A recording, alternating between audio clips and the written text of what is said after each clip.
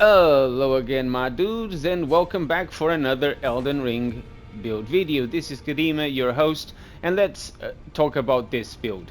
We are going to be an absolute tank of absorbing damage with tons of stamina and quite a nice damage output, to be honest. We are going to be fat, but we are not going to fat roll. No, we are not. And what is it that we are going to use for a weapon, you ask? Nothing less than a shield. That's it. That's all you need. A shield. Not just some shield, but the Carian thrusting shield. And you don't want it just with its normal version. You want to infuse it with cold. With cold infused and with my current stats, this has a frost buildup of 105. You will understand in a minute what this does.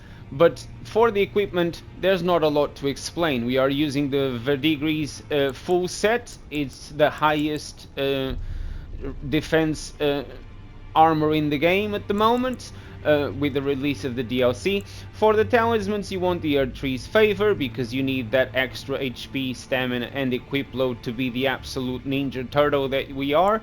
You want the Great Shield Talisman because the one thing we are going to do is guard, and not only we are going to guard, we are going to trade attacks while we are guarding, so that ability to withstand more blows without breaking our guard is absolutely a must-have.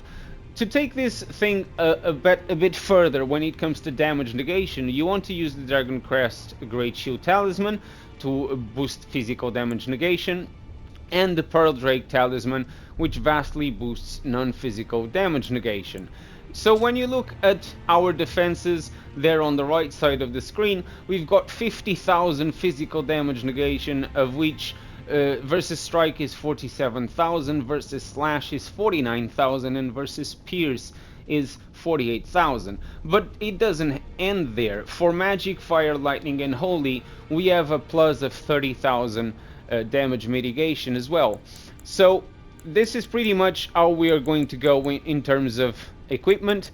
Just a shout out for the items that I strongly suggest you have, and this is going to be managed by you according to the situation. If you are just fighting small enemies using this build, I recommend that you use an Exalted Flash. If you are fighting bigger enemies but they are not bosses, Pickled Turtleneck is probably the way to go. If you are about to fight a boss, you want the extra damage negation, so you want to use a Boiled Crab. For the boss fight as well, I strongly recommend that you have your flask with the mixing of the Viridian Eden Tear, which temporarily eliminates all stamina consumption, and the Stone Barb Cracked Tear, which temporarily makes stance break easier. Now, what does this mean? When you activate the flask, when you use the flask, you can basically just block and permanently just spam R1. No need for R2s, no need for anything else, you just spam R1. You are going to block all incoming damage because, as you can see, you are still blocking whilst you are attacking, and because you are going to break the enemy's guard, they will eventually stop hitting you. And this is a plus, and this is absolutely incredible. You become an unkillable machine of doing damage. You will break your enemy's guards quite quickly, as you are going to see in the examples that follow for the PvE side of things. In the PvP, now, you can also use the flask when you are doing combat ordeals. I have taken it for a few examples because I wanted to introduce that for this particular build video. I actually ended up not using them at all because, as you can see, this thing also destroys in the PvP scene. It's very annoying to fight against. I do understand the frustration of some of my opponents, and I do apologize, but I had to make this build video because it's an absolute beast of a build by making use of nothing but a shield and an absolute tank of an armor set. Another thing I want to mention is the moveset of this shield, which is quite important. As you are holding it up, and you want to ensure you are always holding it up unless the enemy is not close to you. If the enemy is not close, keep it down so you can regen your stamina. But if the enemy is close, just keep it up, and then you just have to R1s. If you want to do R2s, you can. The range is slightly better, but the attack is much slower. So I do recommend going purely with the R1s. You can also just use the R2 if it's easier for you, but it's absolutely the same as just using the R1.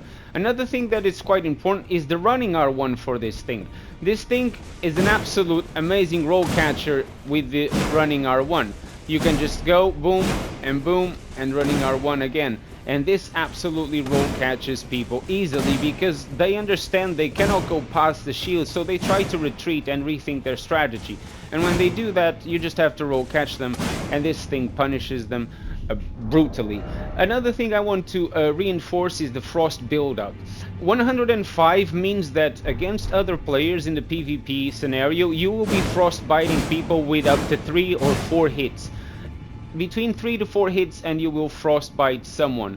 That means that their stamina regeneration is going to be compromised. When that happens, if they try to roll away, all you have to do is follow up with the roll catches with the running R1. This is absolutely punishing and very hard to keep up with for your opponents. When you are fighting PvE enemies, depending on the size of the enemy, if it's one of those large Black Knights, for example, not the boss version of the Black Knights, about 4 to 5 hits is what you need to get them to get the frostbite. When it comes to bosses themselves, it actually is about the same amount of hits, 4 to 5, maybe 6 if we are talking about final bosses or other kind of big boss names. Unfortunately, I don't have those available for example, but I have the usual suspects of the Black Knight and the Blood Chief, which are going to follow right away. One more thing I want to mention before we proceed to the examples, which I nearly forgot, is the stats for this build. Of course, I'm level 151. For vigor you want 60 because you are a tank, you need extra HP. Mind, a 10 I don't really need. We don't need FPs, just ignore it completely. Endurance you want to have 50 because with the amount of equip load that we have, you need to make sure that you are not fat rolling. If you're fat rolling, not only you are slow, but you can be roll caught much easier, and the opponents in the arena can punish you, and the bosses will always hit you if you are fat rolling. So you need to make sure you got at least 50.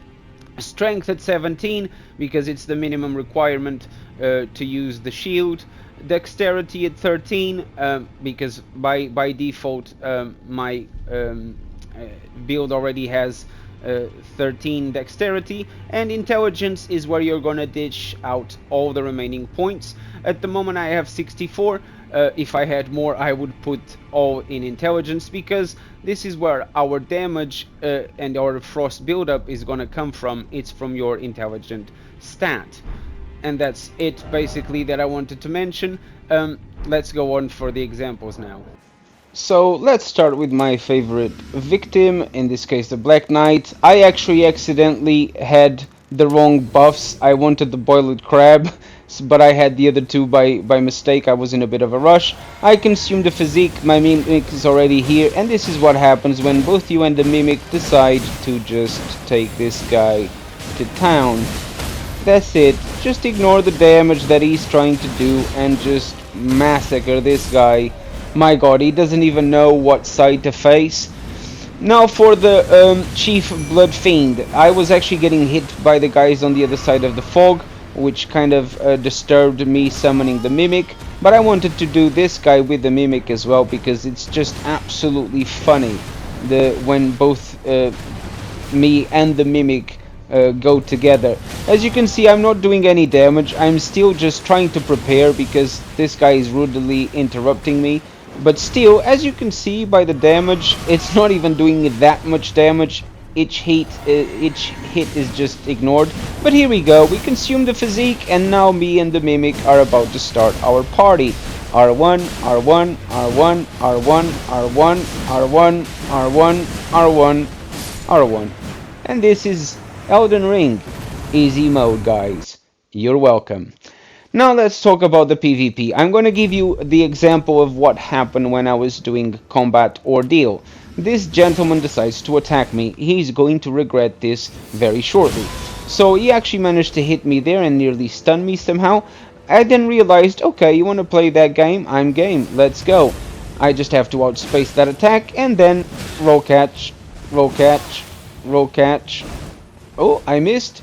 Roll catch. Oh, in the back. Sorry, my friend. You're gonna have to do better. But here I am, buffing everything. I keep using the wrong ones every time. Now here he goes again, trying to break my shield with that little attack, which is fine. But then, when it's my turn, it's my turn. Is that alright? No? You wanna dodge? Okay, I'll get you. And he's gonna go with one.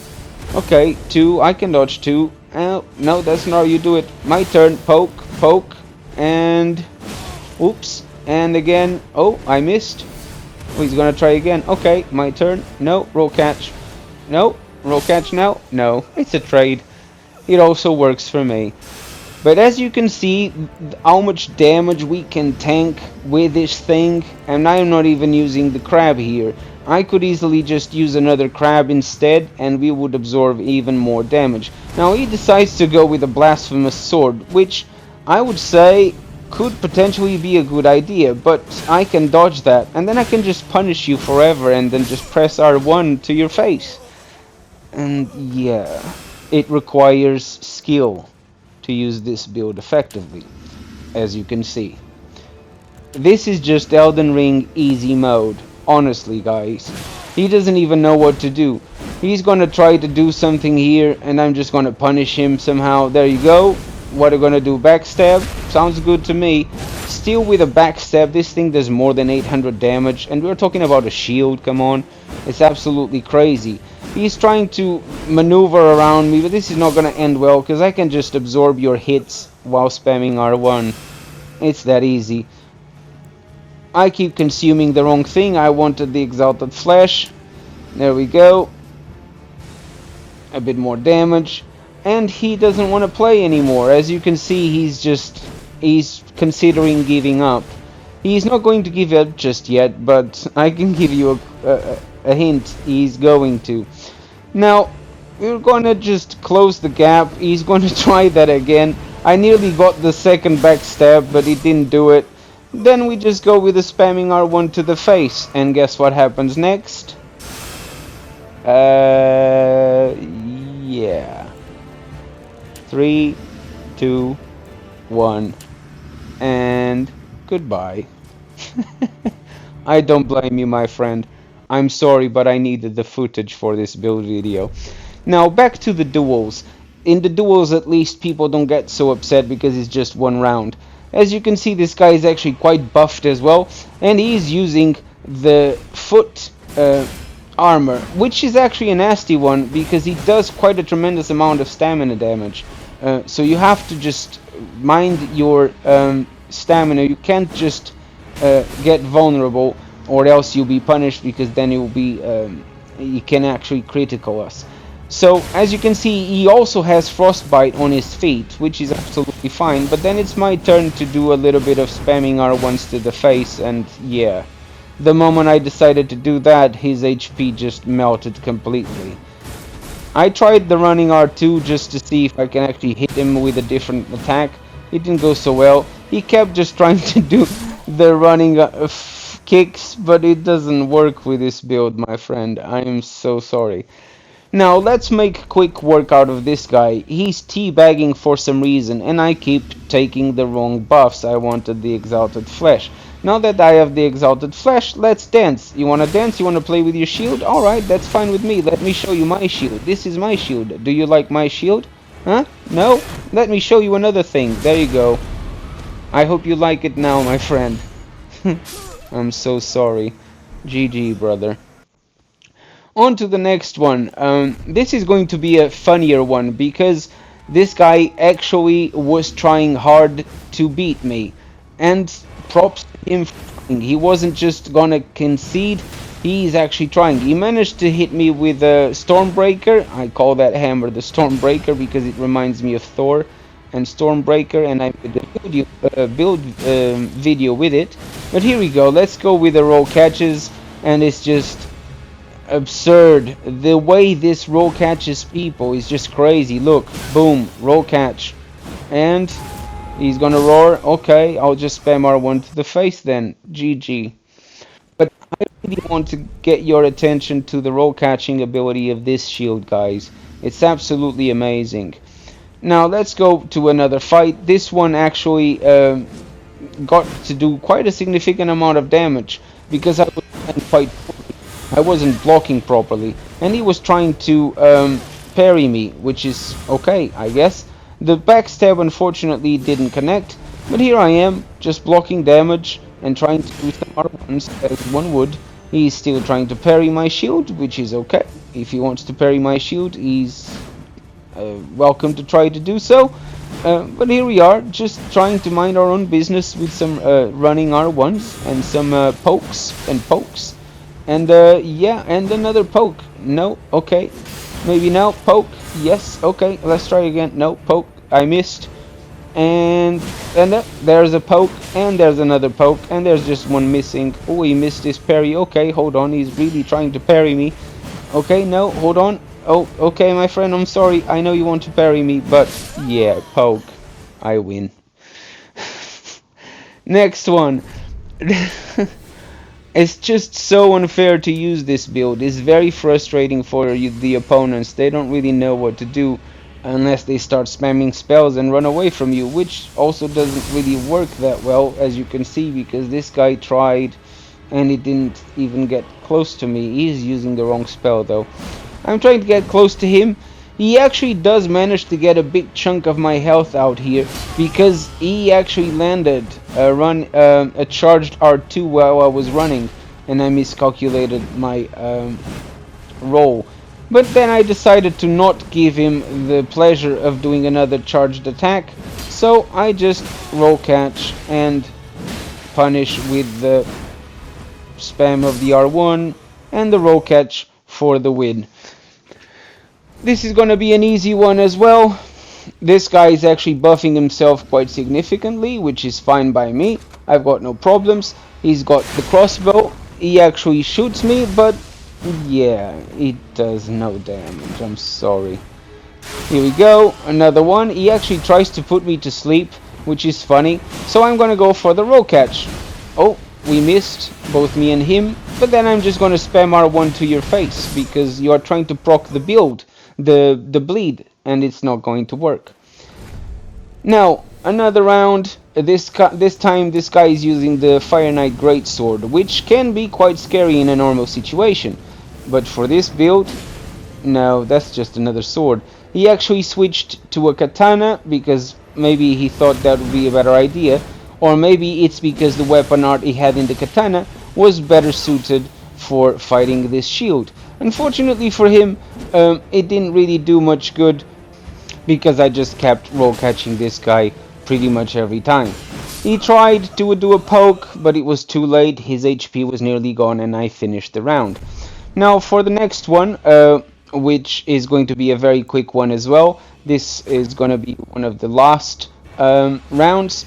But here this guy is with an actual good idea to use this weapon to just throw stuff at me. It would work even better if you have the blind spot attack, which I'm not too sure he had for his weapon.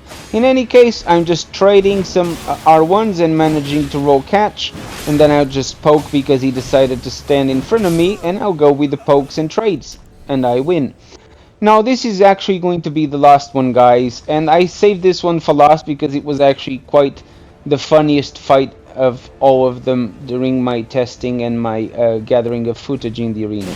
Now this guy is using a katana, and as you can see, he actually backstabbed me and his sword was on fire. But did you see how much damage that did? That's nearly nothing. And the funniest thing is, I actually didn't have the guard boosting talisman at this stage because I had forgot to swap it back and I was using the wrong one. But in any case, this fight ends in an absolutely funny way. I will let you enjoy it. For those of you who are new to the channel, I do appreciate if you could subscribe, leave a like or comment down below. I hope you guys enjoy this build and I'm looking forward to see you in the next one. Thank you for watching. Cheerio!